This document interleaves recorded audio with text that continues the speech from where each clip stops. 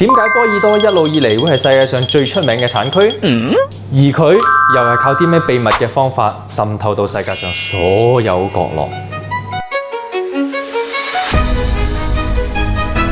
呢條片就係要解答呢兩個問題。大家好，我係最啱 Kings 嘅 Max 哥。如果你又中意飲酒，又或者想知多啲酒嘅秘密，記得 subscribe 我哋嘅 channel。波爾多酒出名穩陣，又充滿層次。點解？首先就要歸功於佢嘅頂級風土。波爾多位於法國西南，就近海邊。相比於北歐嚟講，呢度簡直就係做酒嘅完美環境啊！溫和，唔太凍，又唔太熱，啱晒種提子。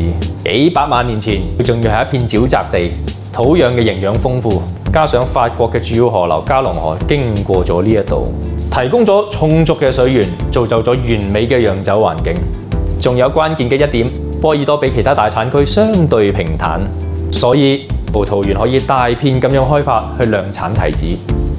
酒靚又量大，呢一個就係波爾多酒可以席捲全球嘅基本功。有咗頂級嘅風土，波爾多第二個殺手鐧係啲咩？就係簡單易明、街知巷聞嘅150分級制度。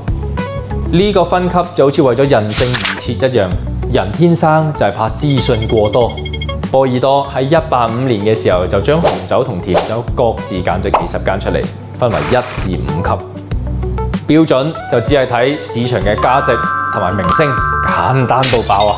放喺今日，我夠膽講，肯定冇人咁樣定分級，起碼要揾翻個協會傾10年8載，仲要搞盲評，平衡公平同埋利益衝突，仲未完啦，仲可能要設埋可升可跌嘅機制先有人信服。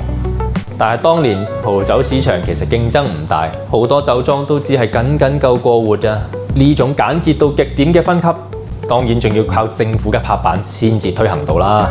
仲有一點係，好似 Burgundy 咁頒俾個葡萄園嘅分級唔一樣，佢係頒俾間酒莊嘅，所以只要間酒莊喺同一個地方用同一款酒，佢係可以靠收購其他葡萄園嚟增產。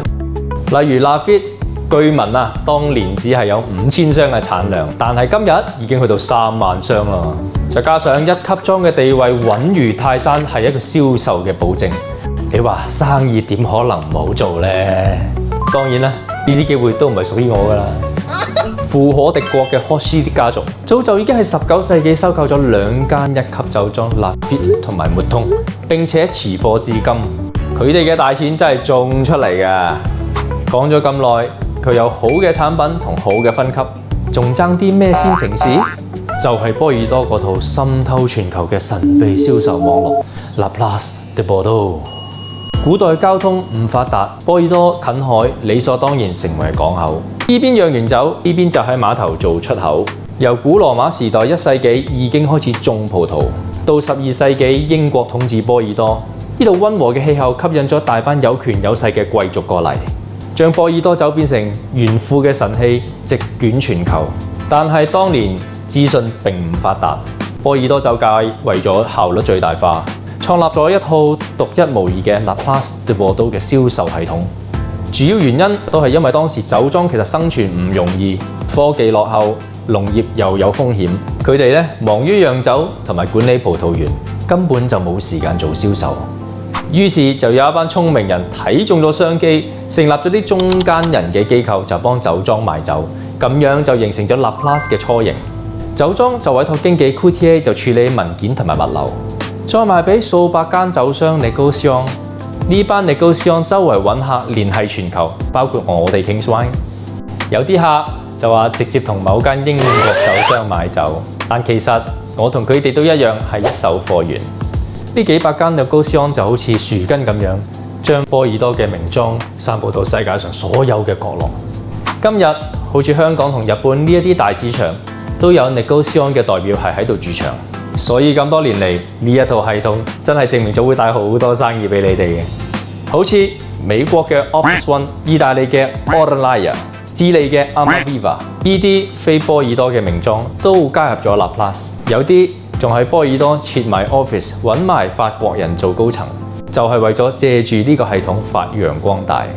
就算一級莊 Latour 退出咗期酒，但係佢都仲係靠住 La Place 嚟賣酒嘅。可能你會話今日嘅資訊已經咁流通，我哋仲需唔需要咁多中間人啊？少年，你太年輕啦！你以為去中間化就唔需要中間人啊？你睇下加密貨幣，最後咪做咗一大堆交易所出嚟。Laplace 唔單止賣酒，Negociant仲會幫酒莊揾埋客，搞埋活動，成個價值鏈就優化咗啦。再同酒商一齊做推廣，令到成個酒市熱熱鬧鬧。如果大家咁啱又識一啲 Negociant 嘅代表，歡迎留言話俾我知。科技進步，波爾多嘅酒質越嚟越穩定，加上 Laplace 呢個銷售系統無孔不入，波爾多嘅出口量同知名度繼續遙遙領先。順帶一提，近年經濟波動，有啲靚酒嘅價格都回落咗。年初嘅時候，Lafite嘅奇酒只係賣緊3000幾蚊港紙咋，高峰時期啊，要成6、7千蚊先有交易嘅。雖然年份唔同，而2024年嘅酒花都仲要2年後先交貨。但係淨係計 Lafite 呢個名，再加上呢個價錢啊，真係幾吸引嘅。以前副牌都要3000幾蚊啦。有興趣嘅朋友記得揾我哋 King's Wine 傾傾，我哋有一手貨源。波爾多我講多幾集都講唔晒，大家對波爾多有咩想知？歡迎留言話俾我知。今日就傾到呢度，拜拜。